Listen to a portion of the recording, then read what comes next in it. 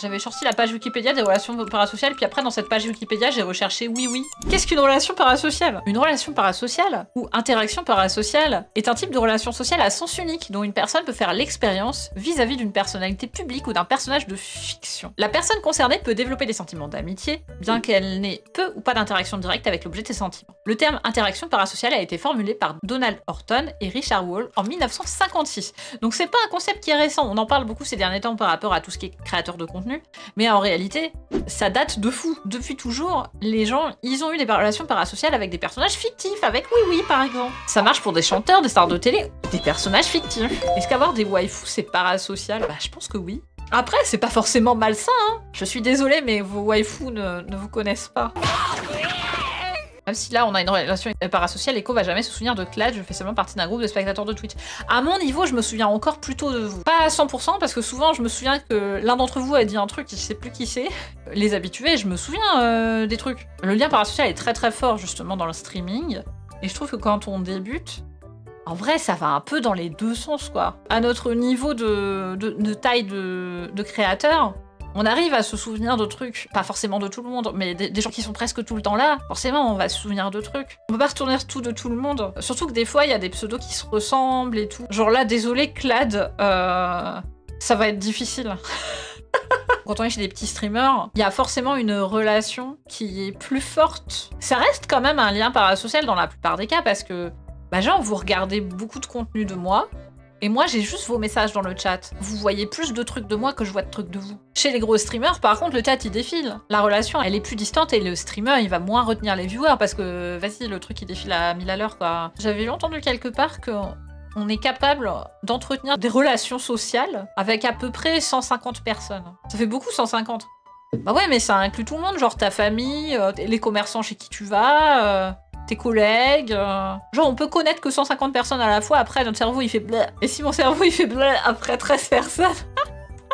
Et moi j'ai du mal aussi à retenir les gens, même les gens que je vois IRL, j'ai trop de mal à retenir les gens, il faut que je les côtoie plusieurs fois. Et dans un chat du coup c'est encore plus dur. Si le pseudo est super marquant ça va, mais si le pseudo est pas très marquant, il va falloir pas mal d'interactions pour qu'on se dise ah voilà ça c'est une personne.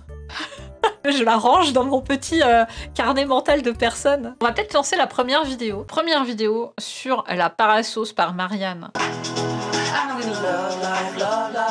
Ah, ça commence par une petite chanson par contre. Voilà, attendez, je vais baisser le son. Je vais baisser le son, c'est un peu fort.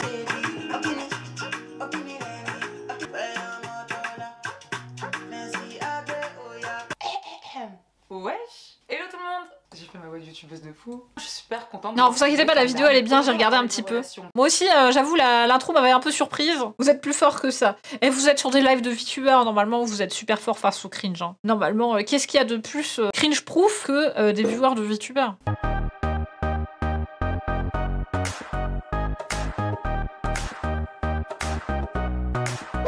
Alors d'où vient l'expression relation parasociale et qu'est-ce que c'est? L'expression parasociale a été introduite pour la première fois dans le Psychiatry Journal en 1956 par les sociologues Daniel Horton et Richard Wall. Ce terme réfère à une relation psychologique vécue par les membres d'un public avec des artistes et des personnages dans les médias et les arts. Donc on peut avoir une relation parasociale avec un personnage de série, mais aussi bien avec un youtubeur, qu'un influenceur, qu'une star de cinéma, un chanteur, un sportif, bref vous avez capté. Les spectateurs réguliers ont souvent l'impression de connaître la personne qui le regarde ou qui les écoute comme des amis. Les relations parasociales ressemblent psychologiquement à une interaction en face à face, avec la grande différence d'être unilatérale. Bah ouais parce que moi je vous parle là, mais vous pouvez pas me répondre. Enfin si vous me répondez, bah je vous entendrai pas quoi. Et c'est pas une raison de m'insulter hein.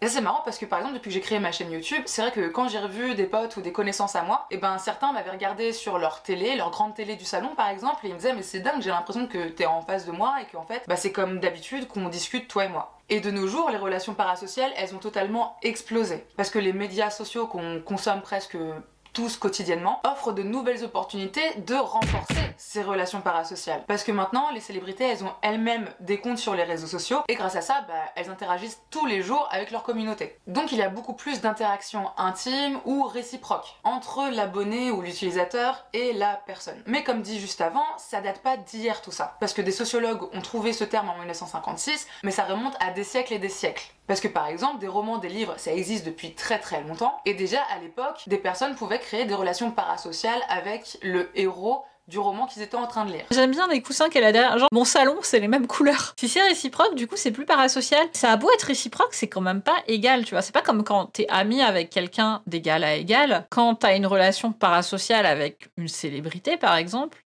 même si t'as interagi avec cette personne et qu'il y a un retour, c'est pas égal quand même. Quand tu écris des commentaires à un youtubeur, t'as consommé 1 heure de vidéo et la personne, elle va voir une phrase que t'écris, tu vois. C'est une relation asymétrique. Avec la série Mad Men, qui se déroule aux États-Unis dans les années 50-60, et qui montre bien le pouvoir des relations parasociales dans l'épisode où Marilyn Monroe décède. Et dans cet épisode, on montre bien que toute l'agence de pub est sous le choc de l'annonce de la mort de Marilyn Monroe, comme si c'était une connaissance, une amie, qui venait de décéder dans leur entourage. She was so young. Not you too. Yes, I'm just another frivolous secretary. It's a terrible tragedy.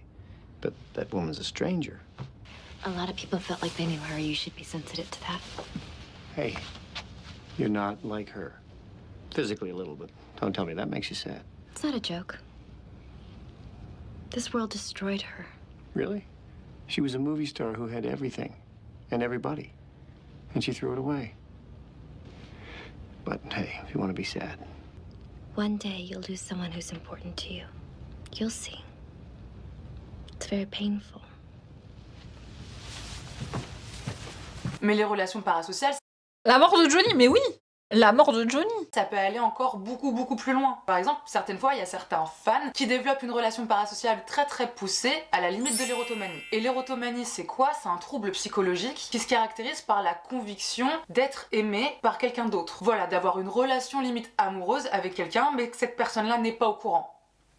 Et ça, il y a des stars qui malheureusement ont déjà eu des fans un peu totalement dérangés ou érotomanes et ça peut être très dangereux. Par exemple, John Lennon qui était ultra accessible, qui se baladait à l'époque dans les rues de New York, qui pouvait s'arrêter, faire des autographes, discuter avec des fans qui étaient souvent en bas de chez lui et qui malheureusement s'est fait assassiner par l'un d'entre eux en 1980. Mais la liste elle est encore longue, par exemple Gianni Versace qui... Tu penses à John Lennon? Ah, c'est fou, putain, il a été tué par des fans.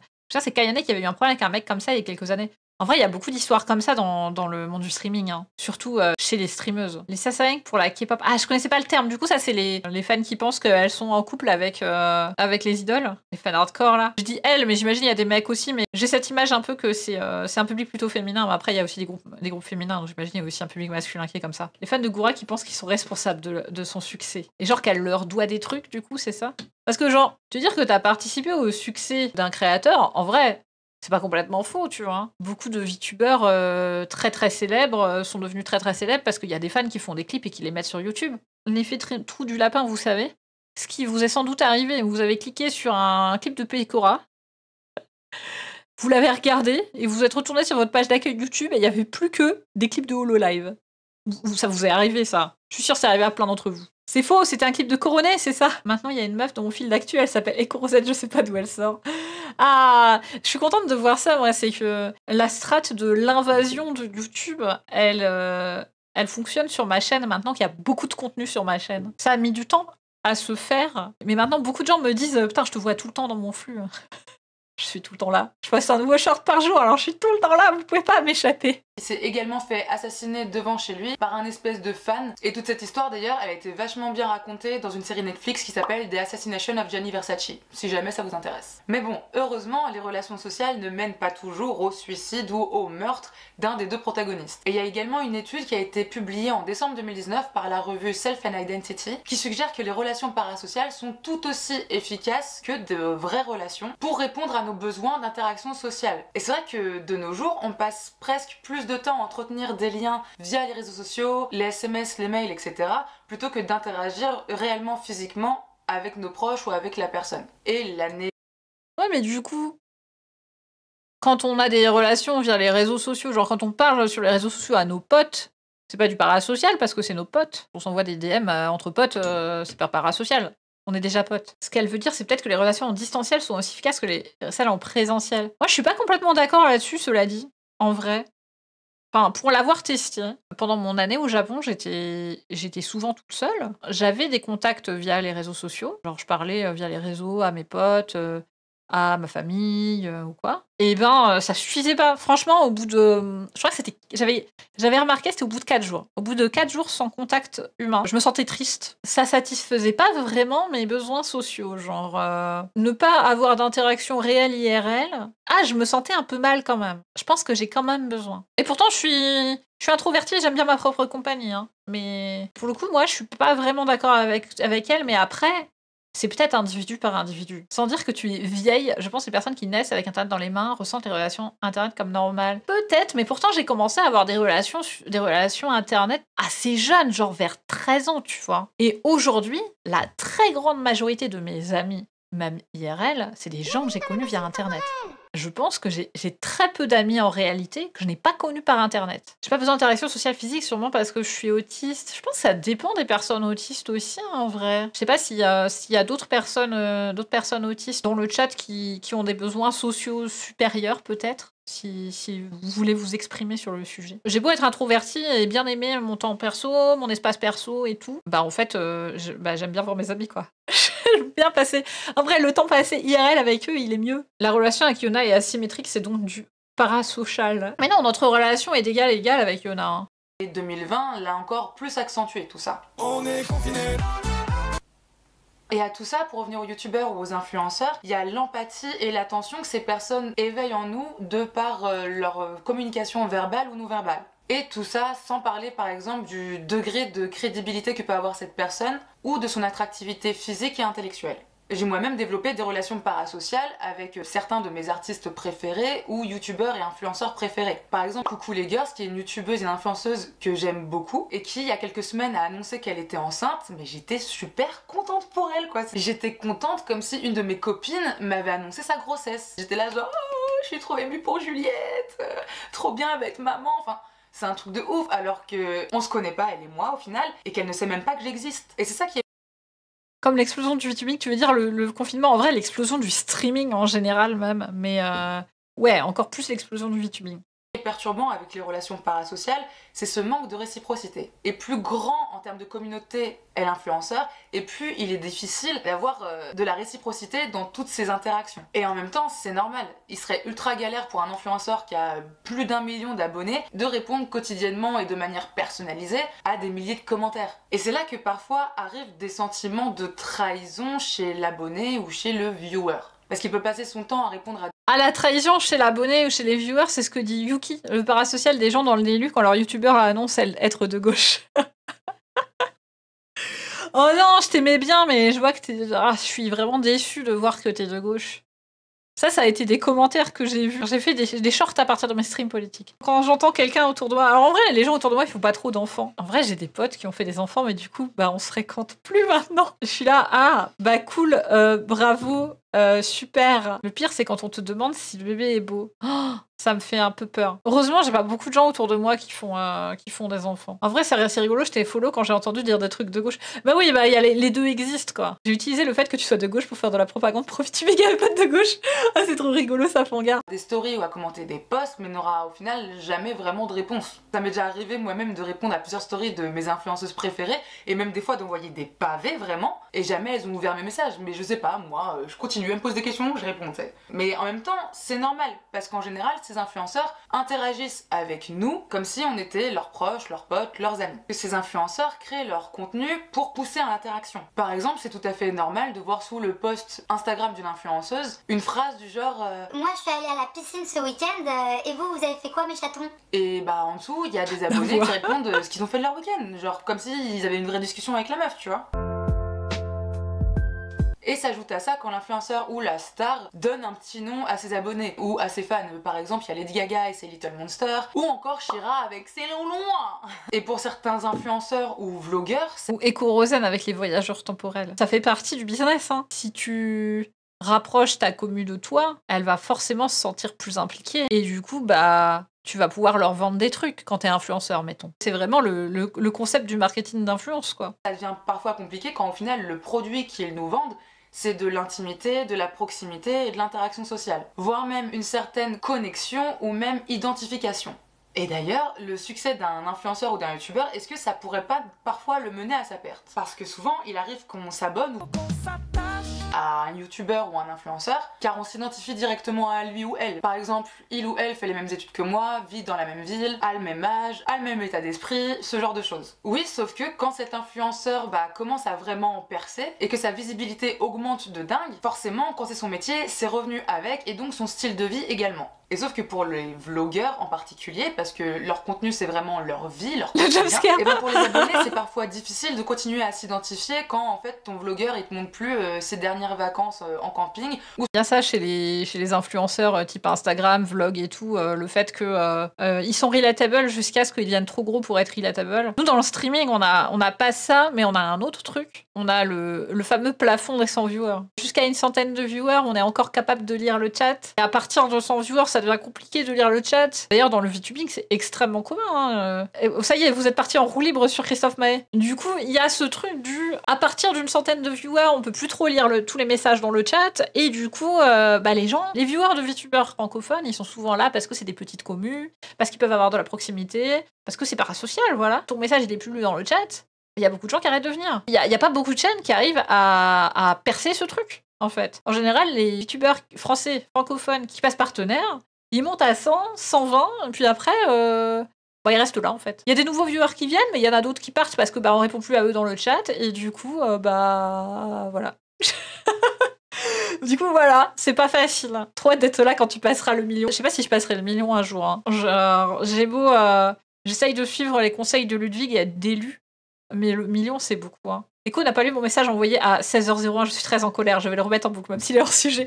Arrête, il y a vraiment des gens qui font ça. Il y a vraiment des gens qui font ça, même dans mon chat, où je lis quand même une grosse partie des messages. Je lis pas tout à voix haute, c'est vrai, mais je lis quand même... Déjà, je lis tout ce que vous écrivez et je lis à voix haute une bonne partie des messages. C'est difficile de lire tous les messages à voix haute. Ça fait qu'on est tout le temps en retard dans le chat. J'ai l'impression qu'il y a ce sort d'entre-deux, entre les petits streamers ultra attachés à leur petit cercle de viewers qui interagissent beaucoup entre eux et ceux qui ont 10K viewers, ils sont pas lus, mais il est ok. Ouais, c'est très difficile de passer d'une catégorie à l'autre, en fait. Ce qu'elle lit pas à voix haute, c'est ceux qu'elle juge de fois. Ouais, non, c'est pas vrai.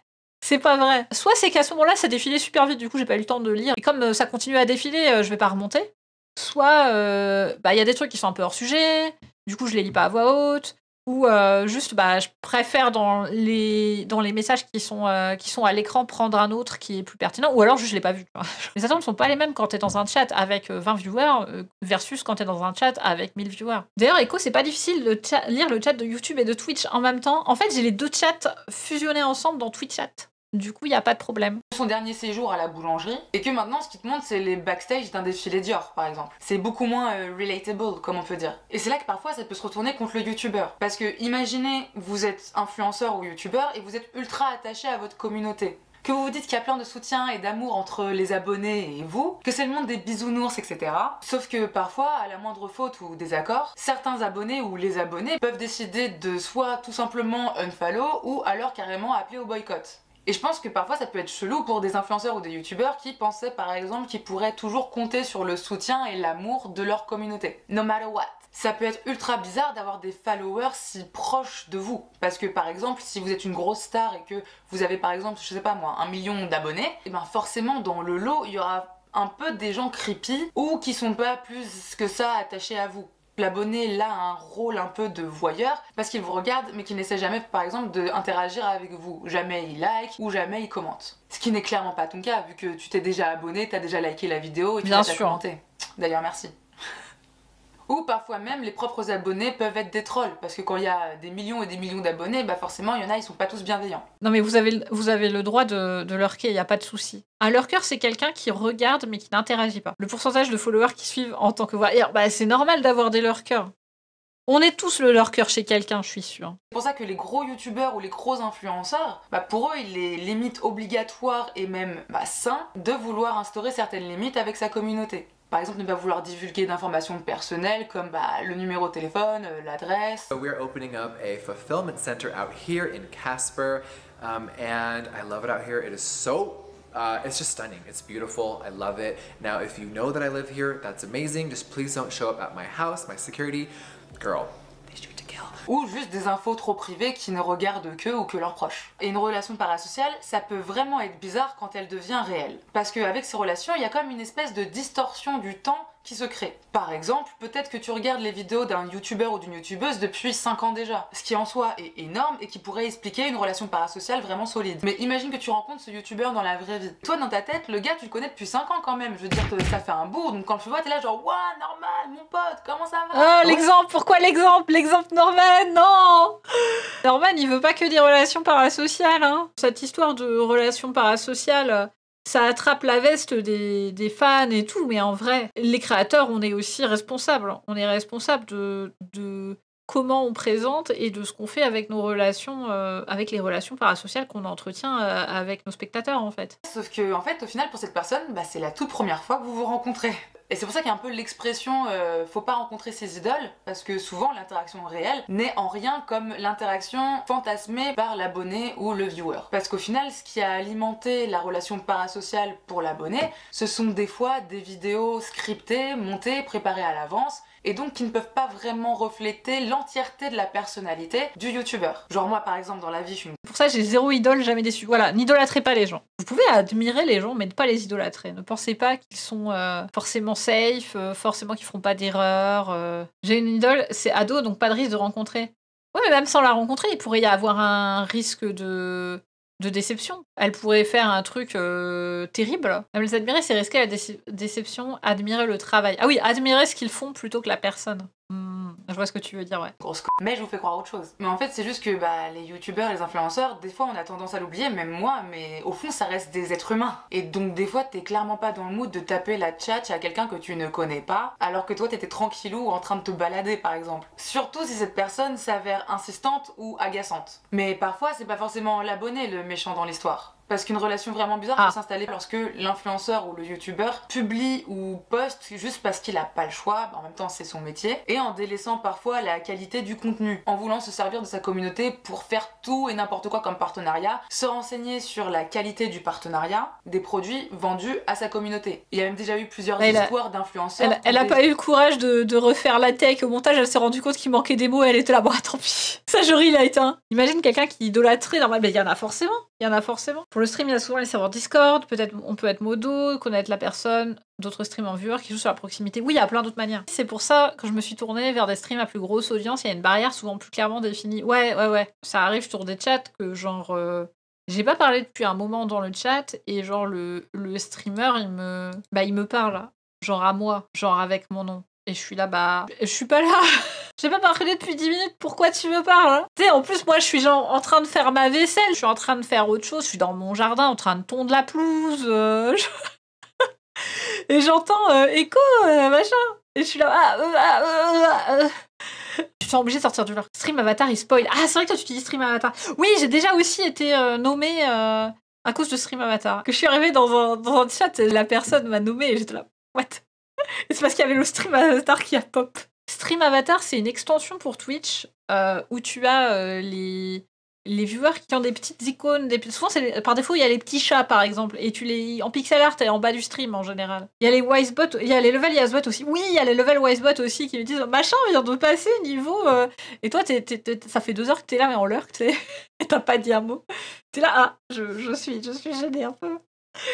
Arrête de me call out, Wisebot. Il y a pas de mal à lurker. Mais non, il y a pas de mal à lurker. Je sais qu'il y a toujours des lurkers sur mes streams, et d'ailleurs, il y a des lurkers sur les streams de tout le monde, c'est normal. Personne n'a à se sentir obligé de parler dans le chat. T'as 9 viewers. Alors, j'en ai peut-être pas autant, mais putain, oui, vous êtes grave nombreux en ce moment. Ça me fait très plaisir, merci. Merci à tous d'être là. On commence à avoir du monde, et on va pouvoir peut-être faire un match YouTube contre Twitch. En vrai, Twitch, vous êtes 3 fois plus nombreux que... Non, vous êtes 7 fois plus nombreux. 6 fois plus nombreux que YouTube. Mais faudra qu'on fasse en sorte d'équilibrer un peu.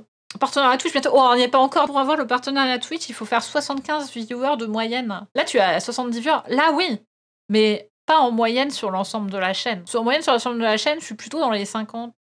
Je crois ce mois-ci même 60. Sur les gros streams, je fais environ 70 viewers. Et sur les moins gros streams, je fais entre 40 et 50. Ce qui est énorme. Ça marche comment maintenant? Affiliation pour partenariat. Affiliation, il faut avoir 3 spectateurs moyens. Et je crois que c'est 50 followers. Et du coup, partenariat, il faut 75 vues en moyen. Moi, l'affiliation, je l'ai fait en 1 mois. Mais en vrai, il y a plein de streamers qui galèrent avec l'affiliation parce que ils partent de 0 et tu commences, t'as 1 viewer, t'as 2 viewers, t'as 0 viewer, t'as 4 viewers, t'as 2 viewers. Enfin, genre, c'est hyper dur de sortir du tout début, quoi. Moi, j'ai eu la chance de pas partir de 0, je suis partie de 6-7 viewers en moyenne. J'ai l'impression que chez les VTubers, c'est plus simple. En fait, c'est parce que chez les VTubers, il y a ce côté commu qui fait que souvent, un VTuber qui se lance, il est déjà dans les chats d'autres VTubers, et du coup, il y a déjà des gens qui le connaissent, donc ils commencent pas à 0. Parce que le mot va passer qu'un tel va se lancer dans le streaming, et du coup, il y a d'autres chatteurs qui vont venir, ou d'autres streamers qui vont venir, en mode, c'est un régulier chez moi qui commence à stream, tu vois. Ça dépend si t'as un entourage pas de VTuber. Ouais, c'est ça. En fait, ça dépend si t'es déjà dans les commus ou pas. Si tu pars de 0 et que t'es dans aucune commu, forcément, c'est super dur. Par contre, si t'es déjà dans des commus de streamers, c'est plus facile. Parce que du coup, il y a des streamers autour de toi, donc il va y avoir du bouche à oreille qui va faire qu'il y a des gens qui vont venir regarder quand tu streams. Pour le coup, je trouve l'écart entre l'obtention de l'affiliation et le partenariat, ouais, il est vraiment... La marche, elle est énervée, hein. Je suis passée affiliée il y a 3 ans. J'ai une bonne croissance sur ma chaîne, mais je suis encore pas encore partenaire, même si maintenant, ça me paraît plus inaccessible. Il y a encore 1 an, ça me paraissait complètement inaccessible, le partenariat. Je me disais, putain, j'ai 20 viewers... Le partenariat, c'est jamais... Cette année, ma chaîne a beaucoup grandi, et du coup, maintenant, ça me paraît accessible. Mais bon, on n'y est pas tout de suite. Si on retournait la vidéo, parce qu'on est un peu en train de faire un tunnel sur le potentiel futur partenariat, alors qu'on n'y est pas encore, Bon, n'hésitez pas à laisser en lurk tout ça, hein, ça aide, bien sûr. J'ai voulu clairement arnaquer leur communauté. Moi-même, je me souviens que j'avais décidé d'unfollow Chloé BBBB, je crois. Je sais plus à combien de B. Quand il y avait eu l'histoire de sa marque de bijoux et de maillots de bain et qu'elle racontait que ça a été fait dans des ateliers parisiens alors qu'au final c'était juste du dropshipping. Mais ça peut être grave compréhensible parce les qu'au final, dropshippers, en tant qu'abonné, finalement on donne de notre confiance vu que relations parasociales, tout ça. On est potes, t'as capté. Et donc en tant qu'abonné on peut avoir le sentiment. Ouais, ça, les influenceurs Instagram qui font genre, ouais, je connais cette marque, c'est fabriqué en France, faites-moi confiance, et en fait, c'est du dropshipping merdique. On connaît ça. Hein. Que l'influenceur nous est totalement redevable. Et parfois qu'il se doit d'être reconnaissant envers nous, ses abonnés. Parce que sans nous, il n'y a plus d'argent, quoi. Et j'ai envie de dire, en même temps, c'est vrai, et en même temps, c'est faux. Parce que oui, un influenceur sans ses abonnés, ce n'est pas un influenceur. Mais en même temps, l'influenceur reste une personne perfectible, qui peut faire des erreurs, mais qui un peu au final ne nous doit pas vraiment grand chose. Comme si quand t'appuyais sur le bouton s'abonner, tu signais un... Certes, l'influenceur doit pas grand chose. Tu dois quand même être honnête avec les gens, genre... J'ai vu la vidéo d'un gars, il faisait vendre du poison à des influenceurs sous couverture d'une crème et ça marchait. Oui, je l'ai vu la vidéo, c'est Simon Puech qui a fait cette vidéo, je crois. Ils ont créé un faux produit pour influenceurs, genre des compléments alimentaires, et dans les ingrédients, c'était marqué qu'il y avait du poison. Ils avaient mis du sirop à l'intérieur des bouteilles, en vrai. Mais oui, c'était un test, en fait, ils avaient mis du sirop de fraise. Mais ils disaient que dans les ingrédients, il y avait je sais plus quel truc qui est un poison hyper mortel. Et du coup, ils ont fait vendre ça à des influenceurs, et les influenceurs, ils ont vraiment fait des stories. C'était pour prouver que les influenceurs vérifient pas ce qu'ils vendent. Exactement. Personnellement, j'essaye de faire de mon mieux. Bon, pour l'instant, je vous ai encore jamais vendu de trucs, donc à part ma propre merch. Ouais. Si un jour je fais des sponsors, ce que j'espère arrivera, hein, j'espère vous proposer des sponsors de trucs cool. Moi, j'ai pas envie de faire des sponsors de produits merdiques. J'ai déjà reçu des mails, propositions de sponsors et tout, et c'était que des gachas. Du coup, j'avais pas envie de le faire. J'ai jamais eu de sponsor genre clé offerte par un dev. Alors, c'est pas pareil, clé offerte et sponsor. D'ailleurs, j'ai reçu un mail là, il y a pas longtemps, pour une clé offerte pour un jeu, mais c'est pas un gacha. Et j'essaye d'avoir une deuxième clé pour vous offrir. Genre, je suis cette personne. On m'envoie un mail pour me dire on a ce jeu là, qu'il sort bientôt, on te propose de faire un stream dessus, on te file une clé si tu veux et tout, réponds à ce mail pour avoir la clé, et je leur réponds oui, mais je peux en avoir 2 s'il vous plaît. Je peux pas encore vous le dire le jeu parce que c'est pas confirmé. Je vous le dirai quand c'est confirmé. Le pire, c'est que c'est la première fois que j'accepte une proposition de clé et je suis là. Là, vous voulez pas m'en donner 2 plutôt? Non, mais je me suis dit que ça serait plus sympa. Ça fait plus event, vous voyez. Regardez, j'ai une clé de jeu, on va découvrir ce jeu et puis je vais vous en faire gagner une. Et comme c'est pas une sponsor, je vais pas vous pousser à l'acheter, tu vois. Tant qu'à faire, autant qu'il y ait quelqu'un d'autre que moi qui puisse jouer au jeu. D'un point de vue commercial, si je fais un giveaway, il y aura potentiellement plus de gens qui vont venir sur le stream pour gagner le jeu. Plus de gens donc qui vont regarder le stream et apprécier le jeu et potentiellement l'acheter quand il sortira. Donc c'est tout bénef pour eux aussi. En vrai, le code OLI, en vrai, En vrai, si je pouvais avoir une sponsor Oli, pourquoi pas? S'il y avait une sponsor de trucs qu'on voit un peu partout, avec laquelle je serais ok de faire, je pense Oli, je serais ok de faire. Le produit, c'est juste des boissons, quoi. Et ouais, j'ai pas encore vu de bail sombre sur eux. Donc en vrai, s'il y avait moyen d'avoir une sponsor Oli, ça serait une sponsor que je pense je serais prête à faire. Est-ce que vous voulez que je vous dise un truc qui va vous faire que vous ne pourrez plus jamais boire d'infusion à l'hibiscus? Un truc qu'on m'a dit sur les infusions à l'hibiscus qui fait que maintenant, c'est plus possible.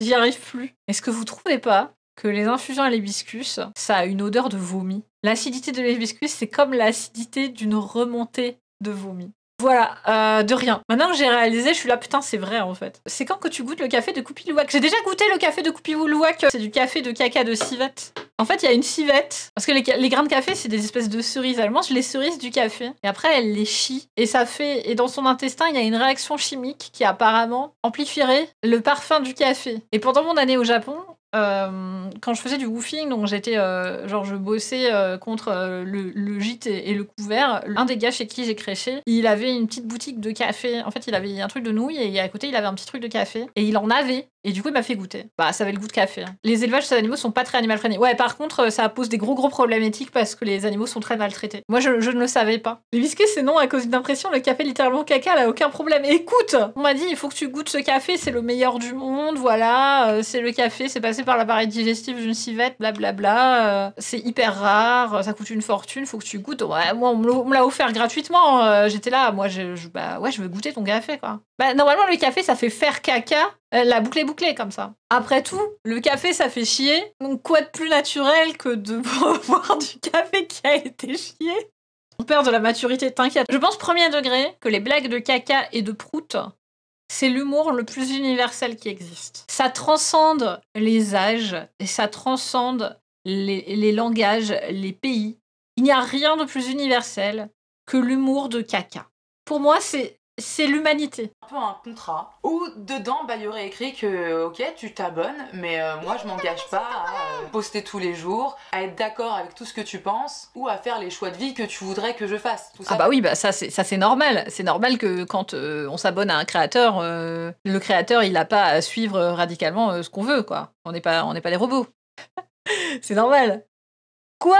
Et non, vous n'avez pas le droit de décider ce que je vais manger ce soir, désolé. Ça, c'est comme les gens qui viennent sur les chats et qui disent vas-y, fais oubou, fais ara. Bah non, en fait, je fais pas les trucs sur commande, tu vas pas me lancer une cacahuète non plus. Parce que t'es mon abonné et que tu m'aimes bien. Donc souvent, les relations sociales, pour l'abonné ou le viewer, ça peut créer des sentiments parfois de trahison, d'avoir été dupé ou même manipulé. Et pour l'influenceur, ça peut être des sentiments de culpabilité, de devoir toujours rendre des comptes à tout le monde, même à des inconnus, ou de devoir constamment jouer un rôle, ou même certains parfois développent des syndromes de l'imposteur. De ne pas mériter tous ces messages d'amour, tous ces followers, tout ce succès. Donc en fait, est-ce que les stars et les influenceurs, ils nous mythos quand ils disent qu'ils nous aiment? Parce qu'au final, c'est ça un peu la relation parasociale, c'est nous on pourrait vraiment dire je t'aime parce que si ça, j'aime quand tu dis ça, j'aime quand tu fais ça, mais eux, je t'aime parce que tu me follow. Pour ma part, je pense que oui et non. Parce que bien sûr, ils aiment leur communauté. Je veux dire, il y a vraiment des liens qui se créent, il y a vraiment parfois des interactions quand même. Mais après, au bout d'un moment, non. Parce que par exemple, quelqu'un qui a 3 millions de followers, bah s'il devait rencontrer un par un tous ses abonnés et discuter avec eux genre 20 minutes, il pourrait pas tous les aimer. C'est sûr qu'au bout d'un moment, au final, il se rendrait compte que non, tu peux pas kiffer tout le monde, tu vois. Encore moins 3 millions de personnes. Et parce qu'en même temps, c'est super chelou de dire je t'aime à quelqu'un que tu connais pas. Sauf si tu t'appelles Ted Mosby en fait, mais sinon c'est chelou. Mais au fond, quand on parle de relations parasociales et du coup d'interaction, c'est quand même de l'amour qu'on s'échange. Entre likes, entre parfois des compliments sur le contenu ou le physique ou la personnalité de la personne que l'on regarde. Et donc même si au final c'est de l'amour à petite échelle, bah ça reste quand même de l'amour. Les relations parasociales, ce sont donc des relations ultra complexes, bien que virtuelles. Mais en vrai, lorsque l'on a conscience des enjeux commerciaux que ces relations impliquent, il est beaucoup plus simple de prendre... Je m'arrête parce que j'ai vu un commentaire. Je déteste la plupart des viewers, mais surtout ceux des autres. Mais ça, c'est parce que t'es modérateur, Echo. Parce que t'es modérateur sur plusieurs chaînes, c'est normal que tu te mettes à détester les gens. Je pense qu'un créateur de contenu aime pas chaque consommateur, mais plutôt un tout de viewers. Ouais, c'est ça, je pense que comme on reçoit des commentaires positifs, on reçoit de l'affection, du coup, on ressent de l'affection aussi. Forcément, avoir des gens qui sont gentils avec nous, qui nous font des compliments et tout, qui nous soutiennent. Donc forcément, on a aussi de l'affection, mais c'est pas tourné individuellement sur chaque personne. quand quelqu'un a beaucoup d'abonnés, voilà, comme elle dit, t'as 3 millions d'abonnés, tu peux pas dire j'aime chacun de mes abonnés, pareil. Et tu peux même pas dire j'aime chacun de mes abonnés parce que c'est une masse tellement énorme, 3 millions d'abonnés. Au pire, écho, technique, le viewer qui fait plus de dons est ton préféré. Mais tu sais que ça, c'est super dangereux. Hein. Et ça, c'est un truc qui m'effraie assez et qui est très, très présent dans le VTubing, dans le streaming en général. Le fait qu'il y ait des baleines et que les baleines, parfois, elles ressentent l'impression d'avoir plus de pouvoir. Et que du coup, les streamers, ils osent pas forcément. Ils ont réellement plus de pouvoir parce que les streamers, ils osent pas forcément modérer les propos des baleines. Je crois qu'il vient du gacha, le terme de baleine. C'est les gros payeurs. C'est les gros poissons. Dans le monde des gachas, en tout cas, c'est les joueurs qui dépensent des milliers pour avoir leur waifu. Ça vient des casinos. Ah, je savais pas que ça venait des casinos. C'est une mentalité toxique. Si tu donnes, c'est surtout parce que tu veux soutenir le streamer. Et oui, mais il y a plein de personnes qui dépassent cette limite, quoi. Quand je vois sur des donatons, je me dis à quel point c'est difficile de garder une relation équilibrée quand il y a autant d'argent en jeu. Du recul sur tout ça et de vivre ces relations parasociales sainement. Et comme on a pu le voir plus tôt dans la vidéo, les relations parasociales sont au final extrêmement fortes et très enrichissantes. Un youtubeur peut parfois aider une personne à se remettre d'une rupture, à passer une période un peu sombre avec son humour, et même si l'abonné sait qu'il ne rencontrera jamais cette personne et n'en a, ça se trouve, même pas envie.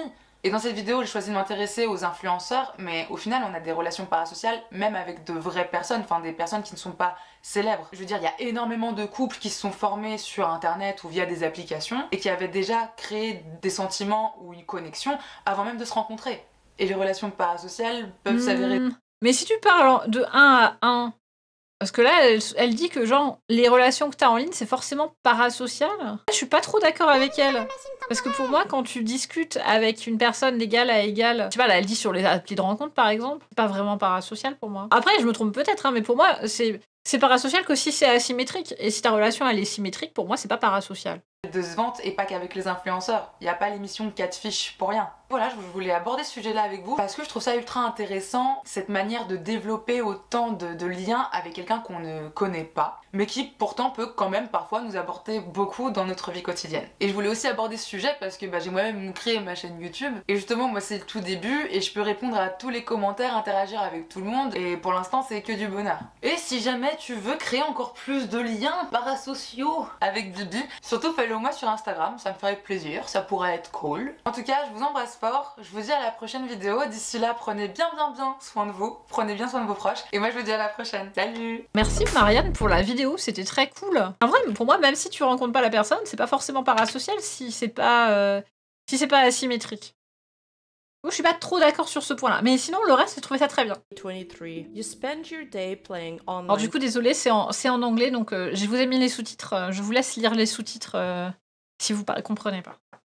Video games and watching streamers surrounded by leftover takeouts and empty soda cans, desperately yearning for some human interactions. In walks in your virtual savior, a 2D idol with an enchanting voice and an anime avatar. Desperate to know more, you start researching more info about her and end up on some dark corner of the interweb where people will do whatever it takes to be noticed by their favorite Oshi. Wait, Waouh, là, c'est les gros fans, là. I think I'm describing my life right now. Anyway, where was I? These VTubers or virtual YouTubers are taking the internet. Alors attention, oui, pour les gens qui n'ont pas encore regardé des reacts sur des vidéos en anglais sur le VTubing, des fois YouTube, il traduit VTuber par VTubercule. Faut pas s'inquiéter.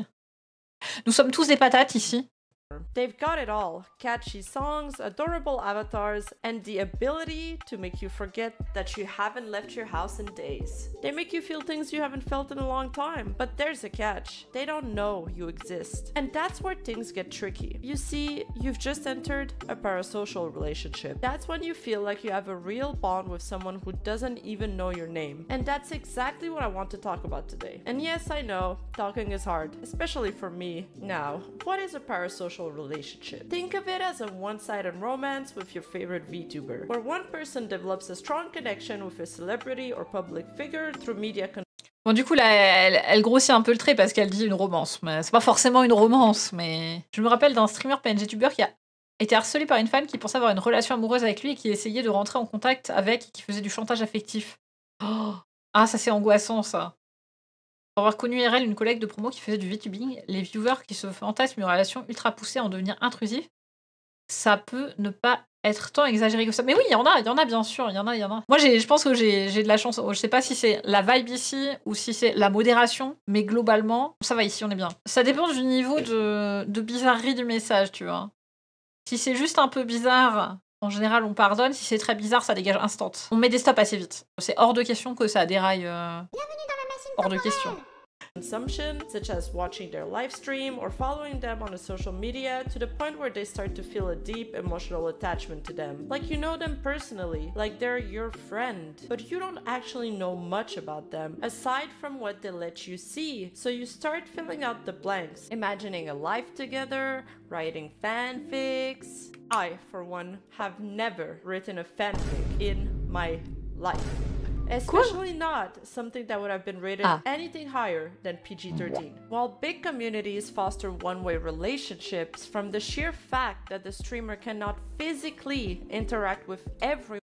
Le fait qu'il y ait des fanfics sur les VTubers, j'avoue qu'il y a un côté fanfic sur personnes réelles, du coup ça me met un petit peu mal à l'aise. Je suis un peu boomer là-dessus, mais les fanfics sur les vraies personnes, ça me gêne un peu. Si on écrit une fanfic sur moi, genre le personnage avec le voyage temporel et machin, c'est pas bizarre, parce que c'est c'est en rapport avec mon lore. D'ailleurs, il y a déjà eu des membres de la commu qui l'ont fait. Ça devient gênant quand il y a ce truc parasocial de viser la personne qui est derrière le lore. Les fanfics, Goura, ça peut devenir bizarre, c'est une enfant quand même. Ça dépend ce que tu fais de la fanfic. Si c'est un truc non sexualisé d'enfant, c'est ok, quoi. C'est pas des fanfics qui parlent de tricot, voilà, c'est un peu... Quand je parlais de fanfic, je visais pas l'intégralité des fanfics, j'avoue, j'ai un peu généralisé, mais je parlais pas des fanfics qui parlent de tricot, en effet. Souvent, ce qui est le plus populaire dans la fanfic, c'est les ships, et c'est rarement rating tout public. Quand on entend fanfic, la pensée générale, c'est romance et ou fesses.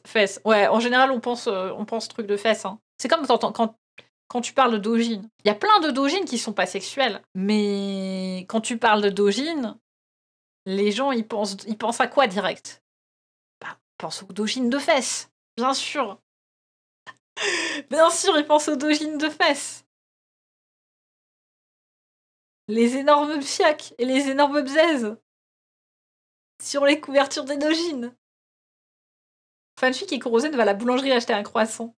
En vrai, je suis sûre que tu peux faire une fanfic intéressante sur Echo qui va acheter un croissant. La fanfic Echo qui devient un slime qui vit sa life. Un petit doujin tout public sur Echo Slime qui vit sa life de slime. La horniness, meilleur moteur à création. C'est vrai. Hein. Dès qu'il y a des inventions, tout de suite ça sert à quoi? Ça sert pour des trucs horny. C'est une fanfic, mais en manga, oui, c'est tout. C'est juste du manga amateur, mais... Mais quand on parle de doujin, on pense rarement à des trucs tout publics. Est-ce qu'on peut arrêter d'appeler ça doujin de fesses? Si ça te fait rire, on devrait continuer d'appeler ça doujin de fesses, non?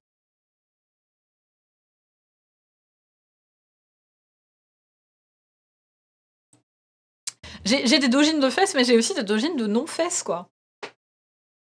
Les deux existent. Il y a plein de doujins de pas fesses. Je pense que j'ai plus de doujins de pas fesses, d'ailleurs.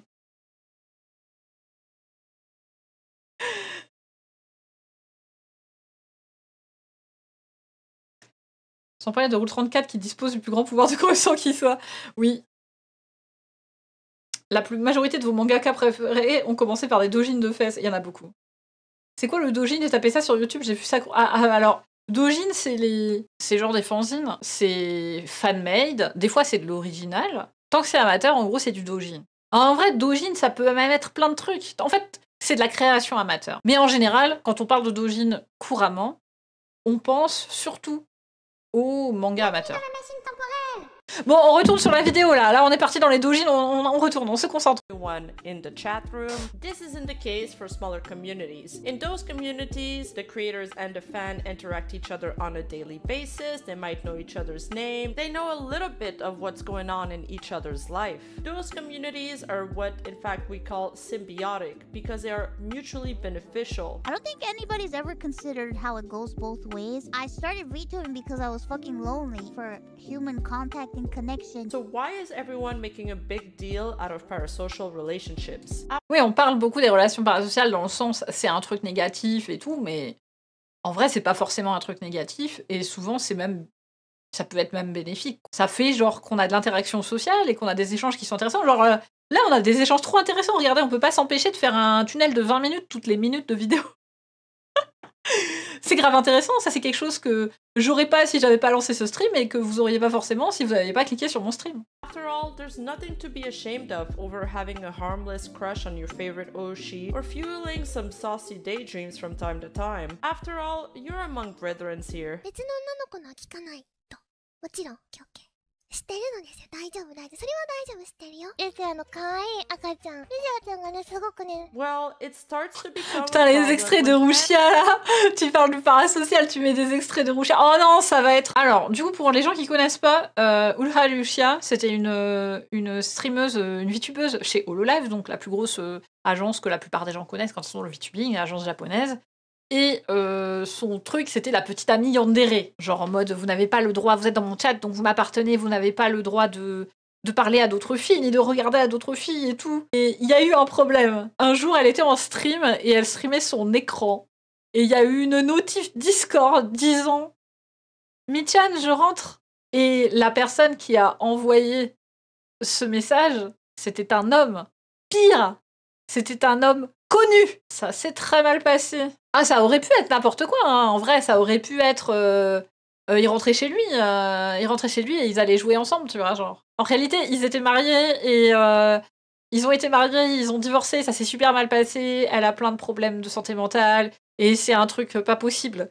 Mais ça aurait aussi pu être juste un pote. Néné le fait en moins poussé, sans le côté yandere, espérant qu'ils lui arriveront pas pareil. Ah, j'espère que ça ira. Pour moi, je trouve que c'est très dangereux de jouer avec ça, le truc. Après, c'est vrai que si les gens dans ton chat, ils sont... ils jouent le jeu, mais ils sont pas creepy ou quoi, mais putain, faut sacrément modérer, hein. Faut avoir une armée de modos, hein, si tu pars sur ce type de contenu, je pense. On a fait une pause au bout de même pas une minute. C'était pour resituer pour Rushia et on est parti en vrai.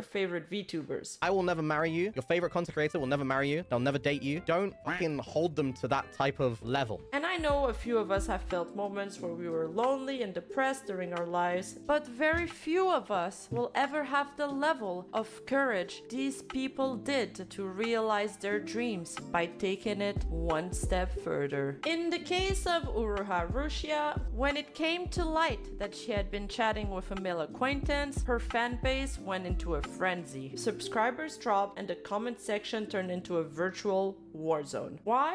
Est-ce qu'elle va passer l'extrait où on entend tous les gars crier sur Discord? The perfect relationship they had concocted in their head. Attendez. Mais c'était un vrai tweet, ça? Attendez, il faut que je remette. Because some fans believed her interactions threatened the perfect relationship. La capture d'écran, ça parle de la merch de Rushia. Parce que dans la merch de Rushia, il y avait une bague de fiançailles. Parce que bien sûr, elle faisait du contenu Girlfriend Experience et Hololive. Qu'est-ce qu'ils font avec ça? Ils te vendent des putains de bagues de fiançailles. Business is business. Ah, ça joue avec le feu, hein. Ça nourrit ce genre. Ah bah oui, ça nourrit. Après, en vrai, quand t'achètes ce genre de merch, tu sais bien que c'est de la merch produite à moyenne échelle, on va dire. Il y en a plein d'exemplaires. T'es pas le seul à avoir la putain de bague. Il me semble qu'elle est aussi dans les messages privés de ses plus gros donateurs sans co-live. Aïe. Ah, les DM. Ne faites pas ça. Hein. Ne DMez pas les créateurs. Hein. Sauf si vous avez vraiment un truc important à leur dire qui peut pas passer par ailleurs. Mais du coup, le tweet, je vous lis le tweet. Hein, la bague de fiançailles de Lucia, je n'avais pas l'argent. J'ai revendu les chaussures que ma mère m'a données pour mon anniversaire. Je croyais que la version limitée serait bientôt sold out. Je pensais que je pourrais rester avec toi pour tout le temps. Pourquoi? Lucia-chan. Bon, du coup, j'imagine que c'est traduit du japonais, ouais. C'est pour ça que c'est un peu de l'anglais pété que je retraduis en français pété, je suis désolée. Sur Insta, dès qu'on veut commenter une story, ça envoie ça en DM. Ouais, par contre, sur Insta, t'es un peu obligé. Du coup, c'est un peu pour ça, c'est une des raisons pour ça que j'aime pas trop Insta. Parce que quand tu réponds aux stories, C'est des DM, quoi. Moi, je sais pas, ça me fait bizarre de recevoir des DM, j'ai pas trop l'habitude. Du coup, j'ai du mal à me mettre à Insta, vraiment, parce que j'ai pas envie que les gens me DM. Il n'y a pas de MP sur Discord. C'est marqué sur le serveur Discord d'éviter de MP les gens. Alors, je les bloque pas au cas où il y ait besoin de me contacter pour un truc utile. Si c'est juste pour me dire bonjour et faire la conversation, je gosse les gens. Globalement, n'allez pas DM les gens qui sont sur Discord. Si vous avez un truc à dire, vous pouvez le dire sur le serveur. Bah oui, c'est ça. Il y a un serveur Discord. Il y a des gens, des fois, ils viennent sur le serveur et direct qu'ils sont dans mes DM. C'est assez rare, mais c'est déjà arrivé plusieurs fois. Et t'es là, parle sur le serveur, en fait, il y a des salons. Si tu veux de l'aide, il y a un salon entraide, t'es pas obligé de m'envoyer un DM. Et si tu veux faire la conversation, il y a un salon général, tu peux faire la conversation dans le salon général. They had concocted in their head. After a series of events, this led ultimately to the departure of Uru Harushia from her famous agency, Hololive.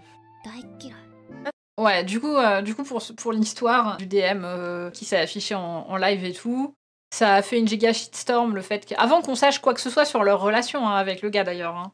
On ne savait rien sur leur relation, mais ça fait une giga shitstorm. Et en fait, elle a fuité des informations à un YouTuber drama.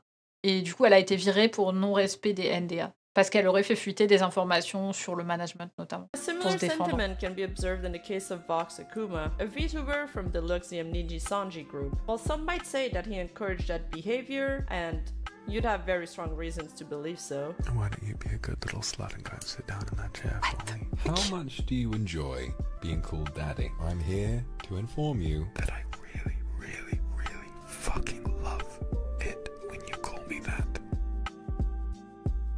Oh shit, my bad. Genre... Ouais, je suis vraiment pas cliente pour ce genre de contenu. Hein. No King Shame pour les gens qui kiffent, vous avez le droit de kiffer. Hein. Juste, vraiment, moi j'ai du mal. C'est dommage, c'est souvent cette image-là que l'on joue en YouTubing. Et oui, parce que c'est des créateurs qui sont très très populaires. C'est eux que les gens connaissent. Par contre, dis donc, Madame Rima Evenstar, votre background, c'est de l'IA. Je viens de réaliser, je n'étais pas sûre. J'étais pas sûre, et pendant qu'on parlait, là, j'ai un peu analysé. Et les motifs sur le wallpaper, ils sont pas, on dirait des taches. Et aussi, là, il y a une horloge, je crois. Et elle a un problème. C'est pas une horloge. La chaise est un peu chelou aussi. Elle est pas tant que ça red flag. Non mais attendez, il y a un souci avec la fenêtre. Regardez, la fenêtre, on voit le ciel. La fenêtre, elle est posée dans le vide, il y a un trou. Elle est trop petite pour le cadre de la fenêtre. Plus t'étais dans dessus, plus il y a rien qui va. En fait, il y a que le lit qui est ok. Et comme c'est le plus gros truc, on remarque pas forcément. En fait, c'est pendant qu'on parlait, j'avais mes yeux posés sur ça, là. J'étais là, putain, elle est trop bizarre, elle est vraiment bizarre, cette armoire, non? Elle a une forme super chelou. Le type qui a posé la fenêtre, il était bourré. Il a mis beaucoup de ventilation. C'est pour éviter qu'il y ait de la moisissure qui se forme. I was stunlocked for a bit. Yeah, let's carry on. Vox Akuma is a VTuber who has been playing with fire, and now he's getting burned. He's been teasing his fans and giving them some attention, but some of his fans have gone completely off the rail and have become My lord, I will be very sad if you do ASMR with others. Monseigneur, je serais très triste si tu fais de l'ASMR avec des autres personnes parce que j'aime notre private ASMR time toutes les semaines. 1500, mais c'est quoi NT? Ça fait une quarantaine d'euros. En vrai, c'est pas tant que ça va. Juste le message, il est creepy. batshit crazy, or even in some cases turned stalkers or straight up haters. But that's not all. Vox has also been facing some serious safety concerns due to his fan base. According to some reports, he has been doxxed by a stalker who posted his home address and photos on social media. He has also received some bad news from his family, which may be related to the doxing incident. These parasocial fans have also trauma dumped a lot of him during live streams in the hopes of getting some comfort or affection out of him. My boyfriend broke up with me as he can't stand our long-distance relationship anymore, but I'm fine because my lord is with me now. May I have a big hug and a kiss to heal my broken heart? Of course, you know, you're feeling wounded and can have a little kiss and everything, but I am not a substitute for your own happiness, okay? Ah. You deserve more than this. You can do better than just falling in love with me. Vox Akuma has tried Bon, to il a fait le bisou. on stream. Il lui a fait le bisou, mais il lui a dit quand même de trouver son propre bonheur. Faut lui accorder ça. Je crois avoir vu des trucs comme quoi à un moment il avait craqué, qu'il en pouvait plus. En vrai, son public était vraiment trop parasaucé. Et ça devenait intenable. But some of his fans are not taking the hint or backing off. You and I are not in a relationship, Ah bah voilà. nor most likely will we ever be. I know this may be really upsetting to hear, but when it comes to the kinds of things that you have been doing, I can't hold this back any longer. I'm sorry. Now I want you guys to watch this clip. C'est un peu le même avec le mec qui se met un bâton dans la roue. Ah bah... Oui, bien sûr, tu parassos un max ta commu et après, ouais, ça fait très... Mais on est d'accord, Ashki, moi aussi, je me disais trop pareil. Je me disais, putain, sur ce clip, on dirait qu'il parle comme un robot. C'est trop bizarre. Je sais pas si c'est son... des effets sur son micro qui font ça. Il dit l'inverse de ce qu'il disait. Bah, en fait, au bout d'un moment, tu te rends compte que t'es allé trop loin avec ta commu et que ça devient ingérable. Ça fait de la thune. Bah oui, ça fait de la thune, mais ils réfléchissent pas aux conséquences, qu'au bout d'un moment, ça va devenir ingérable. Alors, c'est pas tout à fait pareil, mais on a un exemple de créatrice qui a rétropédalé de fou en France. Alors, je disais, les gens qui connaissent le VTubing via les dramas et tout, chez nous, on a eu Riri Miaou. Riri Miaou qui faisait du contenu hyper suggestif, beaucoup de trucs sexuels et tout. Ça rapportait de l'argent, et au bout d'un moment, eh ben, elle a craqué. Elle a craqué parce qu'elle en avait marre de recevoir des dick pics tous les jours. Et ça devenait invivable. Et du coup, elle a dû faire stop. Elle a dû faire stop, je fais plus ça. Et je pense que c'est un peu de la naïveté, quoi. Tu te dis, bah, ça rapporte, je vais continuer. Au fur et à mesure, ça commence à te peser, quoi. Genre, c'est des personnes qui tombent un peu dans le... Bah, ils tombent dans leur propre piège, quoi. Ils ont été un peu bêtes, ils se sont dit, bah, ça rapporte, ça se passe bien et tout. Et puis, bah, au bout d'un moment, t'as ta commu qui devient de plus en plus toxique, quoi. Because when I saw it, my jaw literally dropped like a cartoon character. Because it's pretty intense. You need to view me as an entertainer. If you, as a fan, have in my name, as a result of feeling an attachment to me, have engaged with a liver, or with any streamer, with any content creator, with one of my friends worst of all, or with another kindred, or with someone else's fans, and you have flamed, hurt, attacked them in any way as a means of trying to benefit the connection between us, I do not want your support. I do not want you on my stream. I do not want to see your face. I do not want to see your name. I do not want to receive a super chat from you. I don't want to receive anything from you. I think that you're a vile fuckhead, and I do not want anything to do with you. Do you understand? Okay, I mean, when it crosses the line between having harmless fun and demanding something from your favorite creator because it doesn't fit the narrative of the idealistic relationships you've built in your head, il a craqué, hein. Il en pouvait plus, je crois. Hein. Il y a un moment, quand tu crées du contenu, faut aussi réfléchir à l'éthique du contenu que tu crées aussi. Ah bon, tu pourras pas empêcher les gens d'être creepy. Il y a des commus où les gens, le streamer, il est tout à fait, il fait pas du contenu parasocial spécialement, il est wholesome et tout, et il fait pas de trucs genre BFE, GFE, mais ça n'empêche pas qu'il y ait des creeps quand même. Alors pour les gens qui connaissent pas, hein, BFE c'est Boyfriend Experience, GFE c'est Girlfriend Experience. Il a basé son contenu dessus, bah oui c'est ça, c'est qu'il a basé son contenu dessus. Et genre c'est hyper risqué en vrai de baser ton contenu là-dessus. Tu fais du roleplay petit ami, et du coup il y a une partie, voilà, il y a une grosse partie de ton chat qui est normale et qui y croit pas et qui est juste en mode c'est du divertissement, mais il y a forcément une partie de ton chat qui va vriller. J'ajoute qu'il y a pas mal de corpos qui sont sans vergogne dessus, surtout dernièrement. J'avais vu un truc, il y avait une petite agence, d'ailleurs qui avait recruté une VTubeuse française, Aurora Live, un truc comme ça. Je me souviens plus du nom. En fait, ils poussaient vachement leurs streameuses à faire de l'ASMR, justement. Parce que c'est le truc du parasocial, c'est démultiplié sur l'ASMR parce qu'il y a ce côté intime. Même quand c'est de l'ASMR non sexuel, mais ça joue quand même vachement sur la sensation de proximité. C'est souvent une personne qui fait des bruits de près, qui est près de toi. Il y a une proximité, il y a une intimité. C'est ça ce que beaucoup de spectateurs cherchent dans l'ASMR. Cette sensation d'intimité qui est rassurante, qui est apaisante. Et du coup, il y a grave du parasocial sur ce type de contenu. Débat à part, l'ASMR paraît insupportable personnellement. Moi, ça dépend, mais après, je suis pas cliente. Genre, j'en consomme pas du tout. L'ASMR visuel, en général, j'aime bien. L'ASMR auditif, ça dépend quoi. J'aime pas l'ASMR, tu me chuchotes pas dans l'oreille. Ouais, quand c'est vraiment des chuchotements, j'aime pas. Par contre, quand c'est une personne qui parle doucement, en effet, je trouve qu'il y a un côté relaxant. Et je pense que c'est grâce à cette sensation d'intimité, justement. On est des humains, c'est le côté besoin d'intimité, quoi. Mais du coup, il y a des agences qui poussent leurs talents à faire de l'ASMR parce que ça entretient ce truc parasocial de l'intimité et du coup, ça fait de la thune. Ça imprime de la thune, voilà, tout simplement. Tout simplement, ça imprime de la thune. Il est 19h, merde, il est 19h, on a vu 7 minutes en 1 heure. You should not form a parasocial connection to me when we do something and when we have fun together in a sort of a BFE type of way, that you understand it's not fucking real. It's not fucking real. It's role play. We are having a bit of banter. You just Attends pour la fin du stream.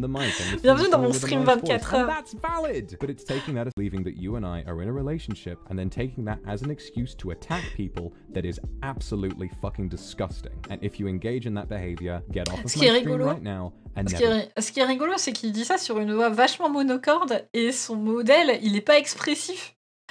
Mais tu sens qu'il est saoulé.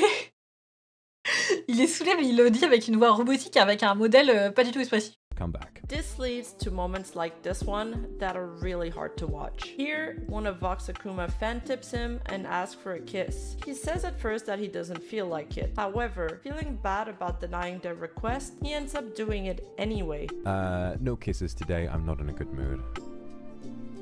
Je bois de l'eau. No, I can't resist. Ah merde, je suis mis de l'eau un peu partout. This highlights the pressure that VTubers can sometimes face from their fans' expectations and how it can impact their decision and personal boundaries on a daily basis. You know, I was trying to put up a front. Once upon a time, I actually did do like kisses for every super chat because I just, you know, I wanted this job to flourish. I wanted you guys to like stay and I wanted you guys to like think I was a cute girl. And then once upon a time, I was like, I'm tired. This was also the case when his ASMR. Ah, du coup, elle a fait ça aussi. Merde, comment elle s'appelle? J'ai déjà oublié son nom. Elle était à l'écran il y a 1 minute, il y a 10 secondes. Comment elle s'appelle, la VTubeuse qu'on vient de voir? C'est Ena Alouette. Elle disait, elle a fait le truc du faire un kiss, faire un bisou à chaque super chat. Parce qu'elle voulait la thune, quoi. Elle était là, bah, ça fait tourner le business, quoi. Certes, ça fait tourner le business, c'est vrai, mais bon.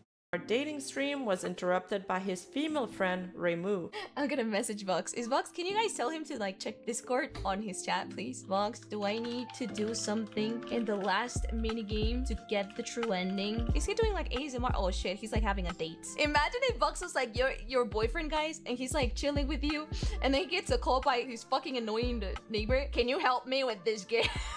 I'm ruining a date. Oh my god. Elle ruine un rencard. Oh non. Go talk to him. Vox. What? Hang on. Excuse me. I'm just getting a call. Would you mind just giving me a moment? Hello? Do I need to do something in the minigame? No, it's not the time. Ah, la situation, c'est trop drôle. Get to the last night. I'm pretty sure you've done everything you need to do, okay? Yes. No, I think that's it. So I don't do anything in the minigame? Yeah, no, when it says the end, that means you got it. Okay, bye. Have fun in your date. You can just look this up. Listen, I'm out at the moment. I'm sorry! Tell your girlfriend that I like her. Bye. Alright, fuck me then. Have fun with it. Alright, I'll see you around. Jesus. I'm sorry about that. Good lord. Yeah, no, en vrai, c'est trop drôle. Moi, ça me ferait trop rire que ça arrive, que t'es sur un stream genre roleplay, et en plein milieu, il y a un des potes qui appelle en mode « Mais comment on joue à ce jeu ?» Je trouve ça trop drôle. Je trouve ça incroyable, moi. Il est en plein RP et il a... Ah, attends, on est dans notre rencard, mais juste 2 secondes. On m'appelle. Après, dans la vraie vie, quand t'as un rencard, des fois, on t'appelle. Video game and they always just keep coming back to me for advice when all the answers are there online. I'm so sorry, I ruined somebody's date. I apologize. Tu peux pas RP un date et je t'appelle pour troll. Mais je suis pas trop dans... Moi, je fais pas la girlfriend expérience, Miku. Désolée, je pratique pas la girlfriend expérience, je fais pas de roleplay, je pue la merde en roleplay. C'est clairement mieux pour vous que vous subissiez pas moi qui suis votre petite amie. Hein. Vous voulez pas m'avoir comme petite amie. Hein. To Vox multiple girlfriends. Vox faced significant backlash as he took a call during his simulated date with his viewers. This incident not only affected Vox, but also resulted in harassment toward his female friend. And some people even went as far as sending death threats, forcing Vox to set stronger boundaries in order to address the negative consequences of his fans' sense of entitlement. In the last stream, I'm not sure why you took so much issue with Reimu showing up because there were 16,000 other people there. What part of you thinks that we have a one-on-one connection? I couldn't believe that as many people were sending death threats to Reimu as there were. Il y a des gens qui ont envoyé des menaces de mort à Reimu parce qu'elle a appelé Vox pendant qu'il faisait son roleplay date. Ça rend fou, hein. Quand t'as 16 000 viewers, il y a beaucoup plus de dégènes par associé que quand on a 50, c'est clair. Hein. Ouais, tu peux pas contrôler, quoi. I'm now realizing how much worse this has become, and this is where it has to end. As a result of all of this, he's been taking several hiatuses from his streams since then, due to mostly health and mental reasons. He has not revealed the details of his situation, so we can only assume what is affecting him, so take this with as much salt as you want to. But he has asked for... Est-ce que du coup, son nouveau costume à Vox qui est moche, ça a vraiment calmé les fans Parasos en mode non mais il est trop moche le nouveau costume, du coup je suis plus intéressée. La technique du glow down pour calmer les Parasos. Bien joué, bien joué. Bon du coup ça a calmé un peu la thune mais... Non mais écoute, de toute façon il rapportait bien assez de thunes je pense. Il peut baisser la Parasos quand même. Pas laisser les gars designer leur tweet. Ouais, mais du coup, ça arrange si ça fait qu'il y a moins de Parasos. Même si ça rapporte moins de thunes. Il y a un niveau où faut trouver un juste équilibre, tu vois. Et si l'équilibre où t'en es, c'est un équilibre des enfers où tout le monde est giga parasosé et les fans ils sont insupportables et ils sont en TDM H24 et ils t'envoient des trucs bizarres. Finalement, Tone Down, c'est pas si mal, hein. Il s'en plaint beaucoup. Que tout le monde est parti, c'était pas longtemps de ça. Ah merde! Il pensait que c'était stylé. Ah, désolé mec, t'as pas de goût. Privacy and respect from his fans and the public. Another very common problem in both the anime and VTubing industry is the shipping problem, which is also a problem that le shipping has already addressed. On en parlait. Shipping. Ordinarily 100% completely harmless behavior. In my community, apparently, this has become something immensely toxic. En même temps, ta communauté, c'était des fans parasociés toxiques. Bah oui. Depuis que Niji s'est tiré un chargeur entière dans le pied, ça a chuté de ouf. Ouais, après, voilà, il y a Niji dans l'ensemble qui a aussi bien descendu. Je me rends pas compte, du coup, j'ai pas regardé ses stats Vox Akuma. Est-ce qu'il a chuté plus que les autres? Mais en plus, Vox Akuma, il était aussi dans la fameuse vidéo de la honte. Du coup, ça joue, quoi. On peut pas avoir le beurre et l'argent du beurre. Faut choisir entre avoir une commu saine ou une commu rentable pour des raisons fanatiques. Avoir les deux, c'est pas possible. Exactement. Le rig de Vox, je le trouve pas fou. Mais en vrai, le rig de tout le monde chez Niji Sanji, il est claqué. Nouveau costume, c'est torse nu version... Oui, c'est le samouraï Clodo, le nouveau costume. Les rigs Niji Sanji, ils sont tous pas ouf. Vox, c'est pas une exception, hein, ils sont tous comme ça. Ils sont tous hyper statiques, ils ont un giga balai dans le cul et ils ont leur bouche qui fait... C'est tout. Chez HoloLive, il fait des balais, mais les modèles sont quand même un petit peu plus expressifs, je trouve. C'est pas ouf non plus, hein. C'est pas ouf non plus. Mais j'ai l'impression qu'ils sont un petit peu mieux chez HoloLive, quand même. Je trouve que chez HoloLive, ils s'en tirent un petit peu mieux, mais pas beaucoup. Mais c'est peut-être pas dû au rig, c'est peut-être dû à leur logiciel de tracking, vu qu'ils ont des logiciels de tracking in-house. Mais souvent, les bouches des VTubers d'agence, elles bougent pas. Enfin, genre, elles font juste... Bon, je dis ça comme si moi, j'avais jamais de problème de tracking, mais... Somebody, you do so with the understanding that the people you're shipping most likely are not together. There are some people who take that a step further. Shipping me with someone does not mean that that person and I are together. There are quite a lot of people who seem to be under the foul delusion that if c'est vrai que au moins au live ils ont des angles, parce que c'est vrai que là on dirait qu'il a pas d'angle en fait. On dirait vraiment genre même mon rig à moi qui est vraiment pas insane, hein. Mon rig il est pas fou, hein. C'est un rig très amateur. Bah, moi, quand je tourne, genre, mon buste, il tourne, quoi. Je suis pas un carton. Après, du coup, ils ont l'avantage que tu peux faire un arrêt sur l'image à n'importe quel moment, le modèle, il est toujours joli. Il n'y a pas d'angle chelou. Alors que moi, vraiment, il y a plein de moments où vous faites un arrêt sur image sur moi et je suis en train de derper. Spend time with another person, that I am somehow cheating on them, and that even less so, that person that I am spending time with deserves any sort of hate for that reason. Acting this way is despicable, it's wrong, and it's fucking delusional, and you need to seek mental help. When fans ship two characters together and someone comes in and Vu le rig de Enya où le buste part dans l'autre sens, on a l'impression qu'elle va se casser la nuque. Ça, c'est un choix, le fait d'avoir le mouvement de la tête et du buste qui sont inversés ou non. Après, oui, c'est Kevin X qui a fait le rig de Enya. Moi, je suis pas spécialement fan des rigs de Kevin X. Des fois, c'est bien, mais des fois... En plus, tout se ressemble, donc... comme il utilise des templates et qu'il les modifie très peu, tout est un peu copié-collé et c'est pas ouf. Mais bon, écoutez, il a un bon rapport qualité-prix, il travaille vite. Du coup, tout le monde communique. Erin Moss, c'est pas chez Live. Non. Erin Moss, elle est VShojo. Du coup, c'est une agence qui est américaine et c'est pas une agence de VTubers. C'est assez différent. VShojo est assez différente des agences de VTubers classiques. Il y a du management et tout, mais c'est pas des agences des boîtes de prod comme Hololive ou Niji qui contrôlent tout l'image de leurs VTubers, quoi. Et du coup, chez VShojo, en gros, elles sont libres, quoi. Elles font ce qu'elles veulent. C'est comme VShojo, pour moi, j'ai l'impression que c'est plus comme des indés avec un manager que sous une agence. Mais après, je me trompe peut-être, hein. C'est plus un regroupement de talents que une agence de production comme Hololive ou Niji Sanji qui caste des gens pour des rôles définis, pour des personnages définis, ils créent le personnage. Ils font ça et après ils les laissent choisir un deuxième outfit, ce qui fait que certains youtubeurs font un 190 degrés du design. Oui, trop. C'est ça. En général, t'as le premier design de base et ou sur lequel le VTuber a pas trop son mot à dire, voire pas du tout. Et vu que quand ils ont leur deuxième outfit, ils ont leur mot à dire, là des fois ça part giga loin. And disturbs that idea or breaks that illusion even momentarily, that can become quite bothersome for those fans. This is what happened in the case of Crony when she collabed with a few male coworkers. Don't ship people. It's weird, especially when we're coworkers. Do you ship your coworkers? Think about it. Some of his fans On est d'accord avec Crony, hein. Shippez pas trop les gens, c'est un peu bizarre. Il y en a qui shippent les collègues au TEF, c'est vrai, il y a qui shippent le collègue. Judgment aside, definitely think that they are in a relationship with him. Vous avez vu, il y avait une meuf qui avait tatoué Only need to un glance petit at the mot comment manuscrit section of his de YouTube videos or his fan Vox. replies to realize that. My lord, from now on, I want people to call me Divine Empress, Milady, Queen of fucking everything. And nothing short of it. I think y'all get my point. When you closely follow your favorite Oshi's journey, watching them going live during the day, and then ending your night interacting with their tweets, etc., it's easy to feel like you know them personally. This sense of familiarity can lead to a feeling of entitlement. Fans might believe that they've played a significant role in their favorite.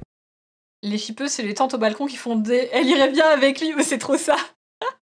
Ouais, mais bon, après, les tantes au balcon, elles écrivent pas des fanfics, tu sais. Ou elles font pas des fanarts sales des gens ensemble. Oshi's success, and as a result, expect something in return. But VTubers are real people with their own lives and boundaries. Being a dedicated fan doesn't give anyone ownership rights over their decisions or actions. Part of our evolutionary instinct traits to get attached to people we see often. This behavior is actually ingrained in us through ancestral learning. In this digital era, we see Oui, comme elle le dit, c'est très très normal. En fait, c'est juste très humain de s'attacher aux personnes qu'on côtoie beaucoup, donc de s'attacher aux streamers avec lesquels on passe des heures et des heures. Ça fait combien d'heures là qu'on est ensemble? Ça fait 5h30 qu'on est ensemble. Of these digital creators more often than we might see our friends or even family. This is amplified with social media. While parasocial relationship used to be reserved to seeing a celebrity perform live on a stage or a famous actor on a cinema screen, now we can easily follow someone's journey constantly. Tu es la première qui n'a pas un avatar sexualisé?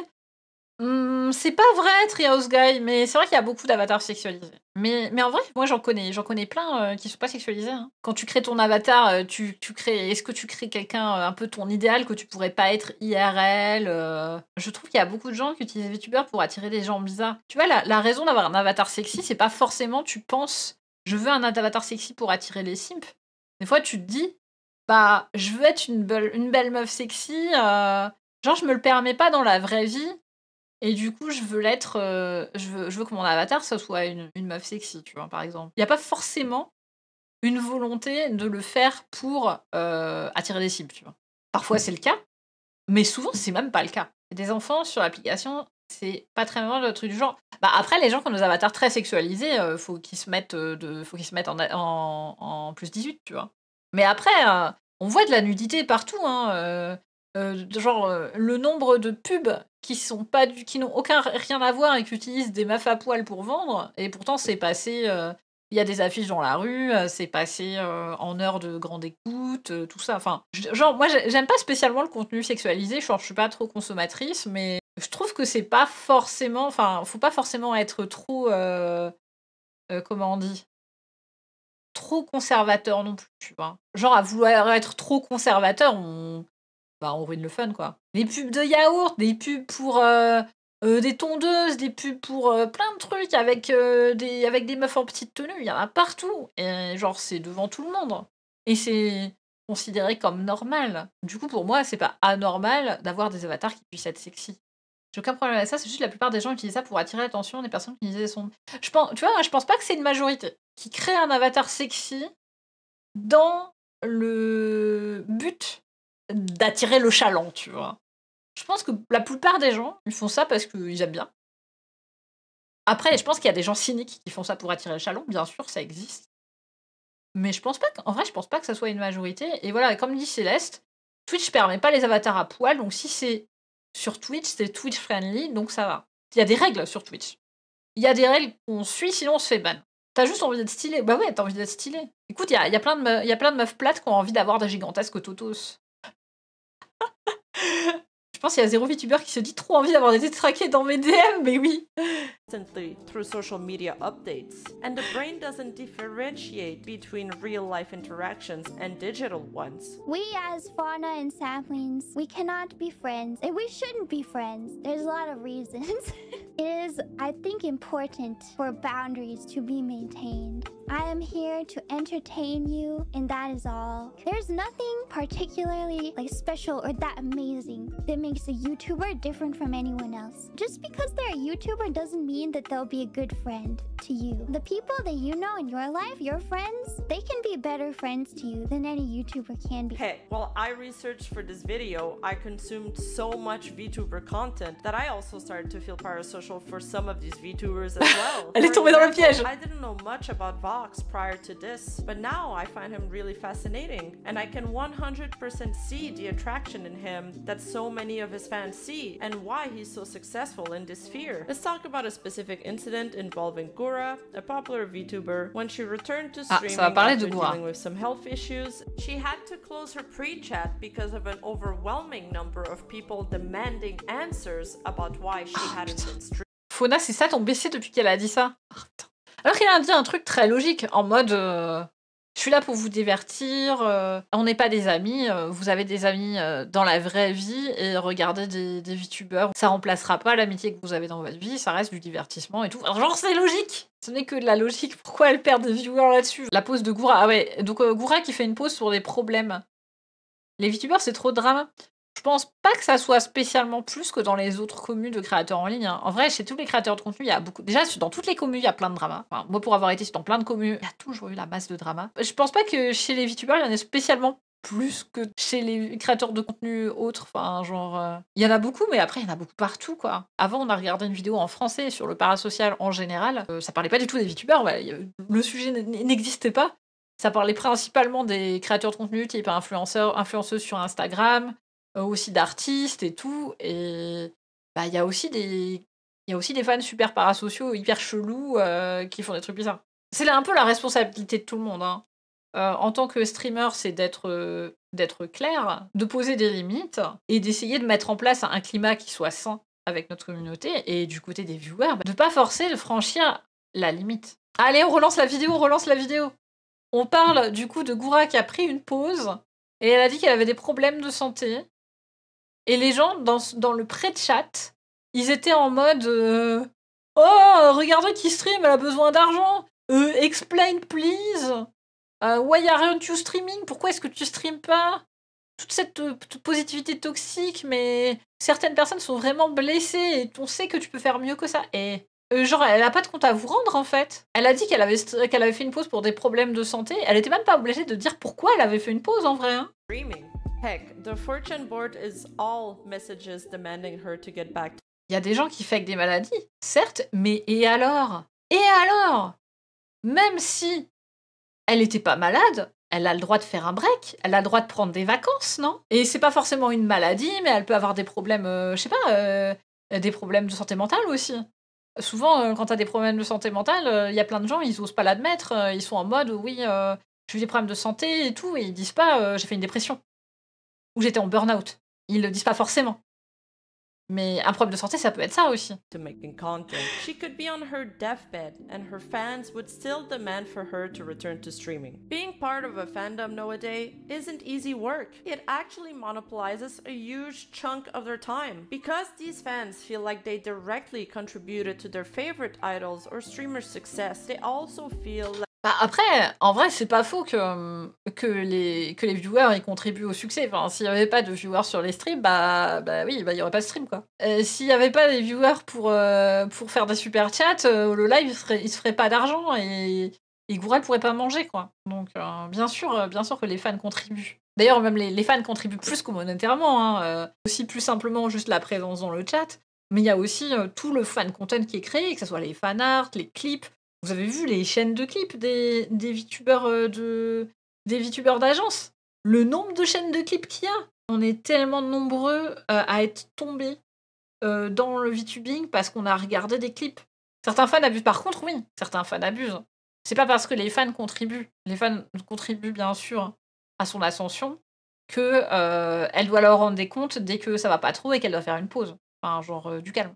like it's their responsibility to tell their idol when they either step out of line or when they feel like they made a decision that could hinder their career. The entitlement effect is really present in this email Vebia receives from a parasocial fan while she was dating Soda Popping. Your streams the last few weeks have been god-awful. Every stream is invaded by the most attention-starved, gossip-hungry, shitty dregs of Soda's fan base. 2 hours later. I couldn't give a shit about him. I also couldn't give a shit about who you're fucking. I don't really want to hear it, whether it's Soda or someone else. But the two of you advertise it so blatantly and constantly that I can't help but be reminded of it every time I tune in. Again, I'm going to use another Vox example here because it's just the perfect example of that sense of entitlement. It's gotten to the point where if I take even more than one day off, drama emerges, arguments happen, and anyone who streams that's even vague... C'est une dinguerie, ça. C'est vraiment... Ils deviennent vraiment esclaves de leur fanbase, en fait. Genre, ils peuvent pas faire un petit break, ils peuvent pas être pas là une semaine, parce que s'ils sont pas là une semaine, c'est drama. C'est compliqué, hein. Connected to me will be bombarded by chat messages of people who cannot bear to live more than a single day without me. En plus, là, il parle de un seul jour. It's often said that celebrities are part of public domain, but I believe celebs and VTubers are human beings who also face health challenges and deserve our empathy rather than demanding immediate gratification. And it's not only VTubers that can face mental and physical health challenges due to parasocial relationships. Viewers may neglect their health, their work, and their real relationships. Attends, je m'épose pour lire. Donne 100 $ à un VTuber en disant que je l'aime et que j'aime regarder ses streams. Elle dit qu'elle est contente que j'aime ses streams et elle me dit même qu'elle m'aime. I'm no crazy. Je suis maintenant fou d'elle depuis qu'elle a dit ça. Est-ce que c'est fini pour moi? Je suis amoureux de streameuses qui se cachent derrière un avatar animé. Les vraies filles et les streameuses qui montrent leur visage ne peuvent plus faire de compétition. Ouais, il est foutu, hein. Ça va pas, hein. Ça va pas. Les streamers doivent tout à leur commu comme chaque célébrité, mais il est décent de ne pas exiger de son streamer quoi que ce soit. On est dans le partage de l'instant de divertissement qu'on vit, et il se suffit à lui-même. On n'a pas rajouté une notion de redabilité. Exactement, c'est comme, on en parlait en début de stream, mais bon, c'était à 5 heures. Les gens qui arrivent dans le chat et qui disent « fais ara ou fais ouou ». Genre, est-ce que si je te donne un sub, tu vas faire ouou? Bah non, en fait. On n'est pas dans un cirque ici. Je fais pas la roue si tu me lances des cacahuètes. Vous savez que les animaux dans les cirques qui font la roue s'ils veulent lancer des cacahuètes, c'est parce qu'ils sont maltraités, hein. Become too attached to a fictional character, not to mention the sense of obligation to financially support their idol, which can in turn become quite financially burdensome. So is there a positive side to parasocial relationships? I've seen a lot of debate spark over it, and I've seen a lot of people actually argue that there is. So let's explore this topic further. There is one positive aspect to all of this, and it's the community feeling. Les côtés positifs.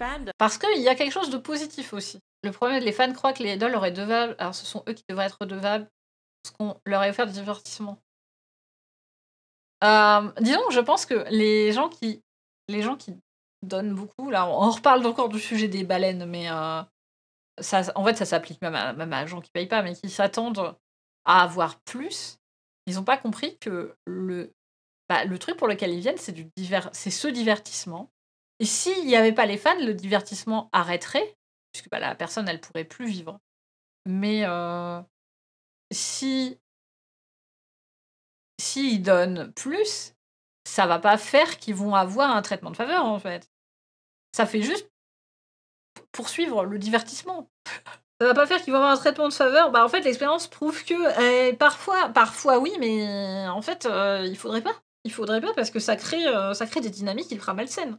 C'est pas parce que y a des gens qui sont des gros donateurs qu'ils doivent mal se comporter. On remercie les gros donateurs parce que grâce à eux, on peut faire du contenu qui est stylé et tout, qui serait plus difficilement possible s'il n'y avait pas ces dons.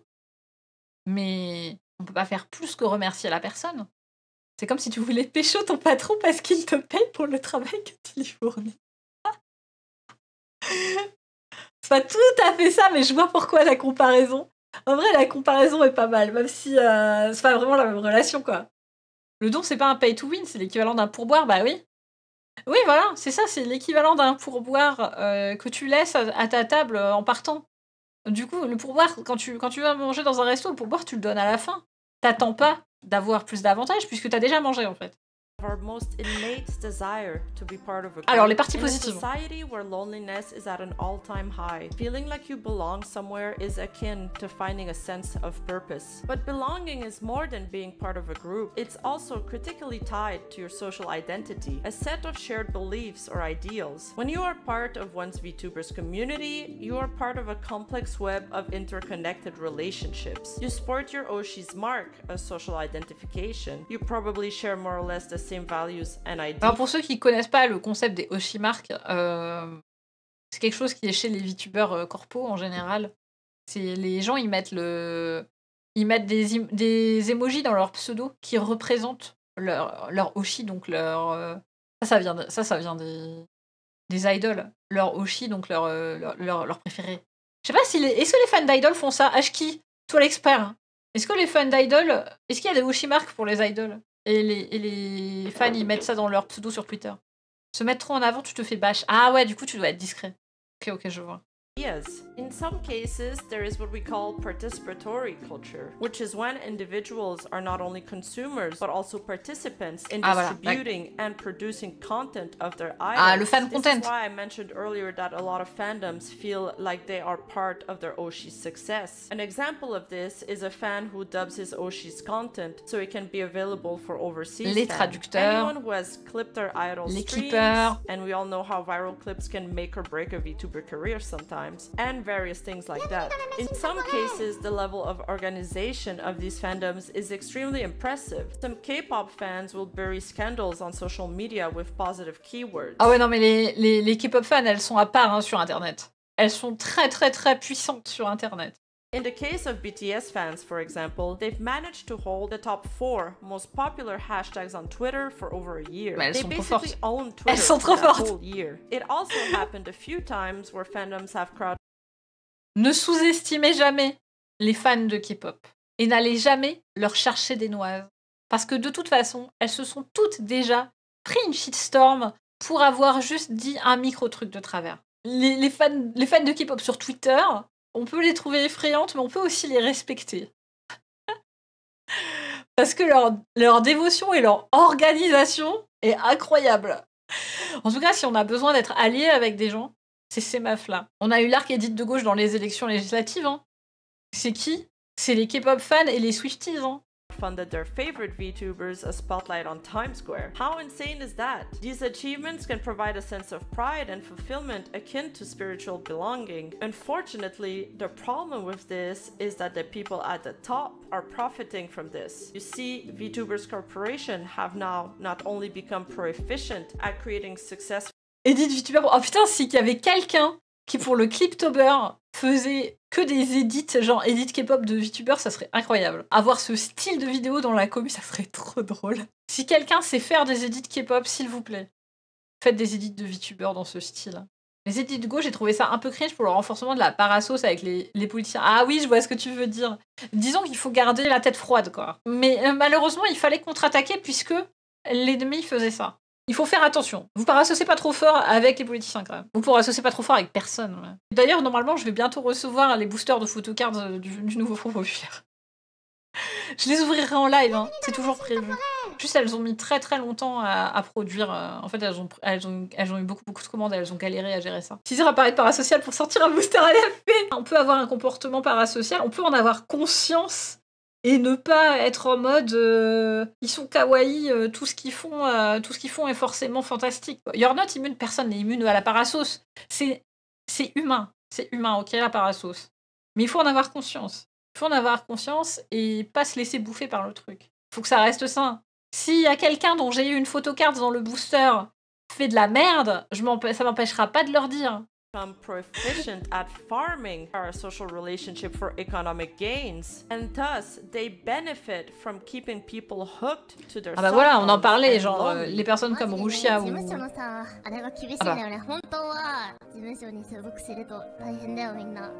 そうだからダメだよ、あんまりブラックすぎるというか束縛が激しい事務所に行ったらなんか影でこう付き合って交際してましたみたいな感じでこう写真が流れたりするのを避けるためにもうなんか恋愛とか禁止でだからもうね縛られに縛られて自由がないんですよ That's mostly where I take my issue with it from. Now, I want to clarify a clip that I've seen misrepresented in a lot of videos talking about parasocial relationships. Here, Iron Mouse states that she has a parasocial relationship with her fan. But in fact, she is confusing the meaning of that word. I think I'm like really parasocial. I'm a parasocial streamer. If I could be online all the time, I would. You're like parasocial with your chat? Yeah, I am. I think I'm more parasocial than them. Chat is not your friend. Yes, they are. They're my friends. All of them. I've been told by streamers that they were afraid to close their stream for fear of their viewers getting attached to another streamer and thus losing their viewer base. Ça, j'ai déjà vu. Push themselves to stream. Ça, j'ai déjà vu des streamers qui ont peur que leurs spectateurs s'attachent à un autre streamer et viennent plus chez eux et genre du coup fassent pas de raid par exemple et tout. Et je suis là, bah putain, c'est un peu triste en vrai. Je sais que bien sûr il y a de la compétition dans le streaming puisque bah pendant que t'es chez un streamer tu peux difficilement être chez un autre streamer, mais aie confiance en toi quoi. De quoi t'as peur? Si ton contenu il est cool, les gens ils vont venir, même si ils ont découvert un autre streamer qui est cool aussi. J'ai entendu des streamers dire quand ils voient des habitués dans d'autres chats ils deviennent un peu jaloux. Oh bah non, on m'a déjà pointé du doigt en mode pourquoi tu viens plus? Ah ça me stresserait trop. Faites pas culpabiliser les gens s'il vous plaît. Quand quelqu'un est pas venu depuis longtemps, le truc à dire, c'est pas pourquoi tu viens plus, c'est ah bah, ça fait longtemps, c'est cool. Heureux, ça fait plaisir. Moi, ça me fait plaisir quand il y a un viewer qui est pas venu depuis longtemps qui revient. Genre, je suis trop contente. Je suis là, ah bah tiens, ça faisait longtemps, tiens, comment ça va? Et les gens, ils ont une vie hein, aussi. Et des fois, il y a des habitués qui arrêtent de venir parce que, bah, ils ont changé de travail, ils ont changé d'études, ils ont déménagé, ils sont mis en couple, ils ont rencontré des amis avec lesquels ils font des activités. Ils ont changé de lifestyle tout simplement. But that's not the definition of a parasocial relationship. That's just insecurity. And I'm not saying that to shade anybody. Ce n'est pas des relations parasociales, c'est de l'insécurité. Soyez pas insécure. Ayez confiance. Ayez confiance en votre contenu. Si vous trouvez que votre contenu est cool, il y a des gens qui le trouveront cool. Des fois, juste le contenu nous correspond plus aussi et c'est pas grave. Et oui. Et des fois, les gens, ils découvrent un autre streamer et bah oui, ils dépensent leur temps sur cet autre streamer. Voilà, c'est la vie. C'est la vie. Genre, la vibe leur correspond plus, c'est comme ça. Y a rien d'anormal. Faut pas s'inquiéter quand on a des variations. Il y a des gens qui viennent plus à un moment, bah c'est normal. Là, elle parle surtout des gros streamers quand même, mais nous, chez les plus petits streamers, on a cette tendance à être un peu stressé dès qu'on voit une différence dans le nombre de viewers d'un stream à l'autre. Il faut pas trop se prendre la tête si c'est... genre ponctuel, voilà, ce mois-ci j'ai eu moins de streams, ouais mais tu te dis c'est sur genre sur tes 5 streams du mois, il y en a 2 où il y a eu moins de monde et du coup ta moyenne elle est plus basse. Mais en vrai quand t'as 20 viewers, il suffit que pendant une période, je sais pas, les périodes d'examen par exemple, les périodes de vacances, les gens ils viennent pas pour une raison ou une autre, juste ils ont autre chose à faire quoi. Le thème du stream, oui, il y a aussi le contenu lui-même. Moi je vois que selon ce que je fais, j'ai pas le même nombre. J'en parlais il y a pas très longtemps, mais par exemple, je sais que sur FF7, j'ai pas énormément de monde. J'ai moins de monde que sur les autres activités que je fais en stream. On a une impression d'une énorme différence, c'est juste que quand t'as 20 viewers, 5 viewers qui sont pas là, ça fait une grosse diff, quoi. I'm not judging anybody. My understanding of this, and that's totally just my take this with as much salt as you want. She most likely feels she owes her viewers more because of her rapid success. And I absolutely adore Iron Mouse. I mean, look at this.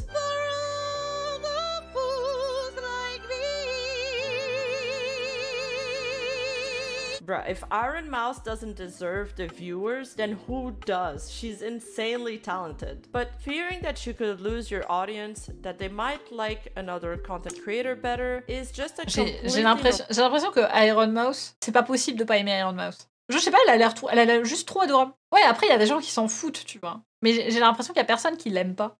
Sentiment for a content creator, but it's not parasocial. Yes, creators can genuinely care for their fan. Yes, they rely on their fan base for their livelihood as well. They can even recognize some regular chatters from time to time. But their love is directed towards a general faceless audience. They don't have expectations of them. When a creator says, I'm being parasocial with my fans, that's, and Fortune's gonna hate me for this, just not possible. Because the very definition of a parasocial relationship is that it's a one-way street. They don't know who you are personally, but you do. If a creator is genuinely and actively thinking of a fan, and that fan is in turn being parasocial with them or thinking about them constantly, that's either a fan-creator relationship or just a normal social relationship. That is not parasocial. And I feel like I keep repeating myself because people keep trying to embellish it. Listen, the only thing we're embellishing is the creator's bank account. And that being said, subscribe to my channel and I will come give you kisses at night.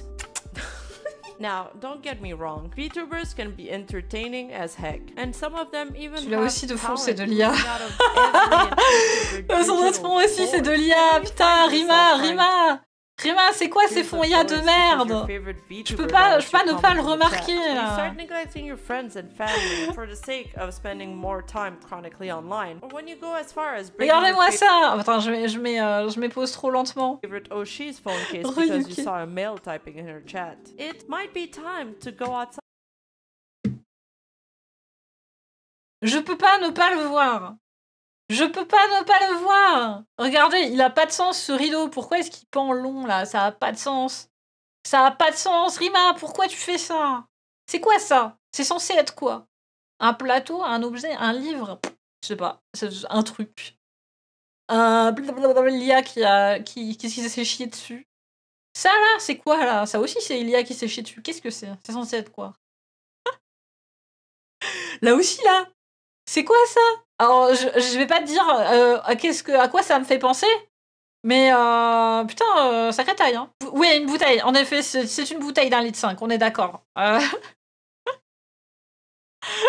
essai de chapeau. Moi, je pensais genre un plateau avec un livre dessus. Un mauvais dragon, c'est un mauvais dragon, en effet. Un énorme mauvais dragon. Hein. Ne googlez pas ça, s'il vous plaît. Ah non, mais pas possible, pas possible. Rima. Il y a plein de fonds stylés qui sont pas IA, STPI. Concentre-toi, Rima. And if you do, tell me, what's it like out there? I want to ask, can you marry me? No, because there are a lot of people who want to marry me for some reason, and they all gang up on you, and they will hunt you down if we marry. And I don't want to endanger you, okay? Ça fait peur. It's for your own good. Très bonne vidéo, Node of 100. La vidéo était très cool. Par contre, ouais, le fond IA, Rima, concentre-toi, pas de fond IA. Conclusion. Les relations parasociales sont normales, il n'y a rien de mal à ça, mais il faut pas abuser. C'est notre responsabilité en tant que créateur de mettre des limites. En tant que viewer, il faut aussi que vous cherchiez pas à dépasser les limites qui sont posées. Ne soyez pas des gros creeps, ultra parasociez pas et lisez les règles des chats. Voilà, les modos ont parlé.